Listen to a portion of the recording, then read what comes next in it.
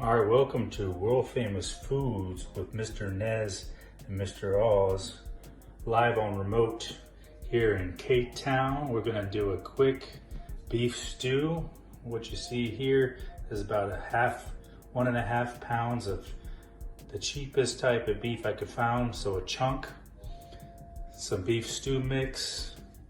We got some corn, beef broth, carrots, onions, kidney beans, potatoes. Got a little flour that we're gonna mix in with the meat, and then we're gonna start cooking. World famous. All right, listen to that, boys and girls. What we're gonna do here is just cook it until it gets all brown on all the edges. And then we're gonna stick it in our crock pot, and then we'll be cutting our vegetables simultaneously. World famous foods, smelling good here. Wanted to give some love to Ansbach, Mr. Nez, Miss Vitania. We miss you. Thinking about you all the time. All right, so next step is we're gonna put the onions and carrots and the corn and beans all in the crock pot here.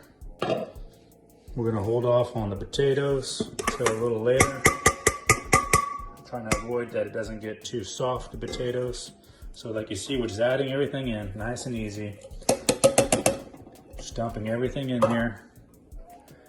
Corn, got the kidney beans going on here. So what we're basically gonna do here is a rule of thumb. We're just gonna cover all of this right here with beef broth, a little bit of water. You can add what you want to add in here. You can add tomato sauce or just water.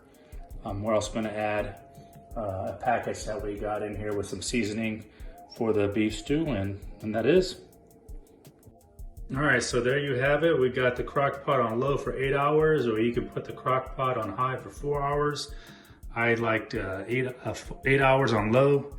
Everything is inside the crock pot, just cooking away. It's gonna be glorious.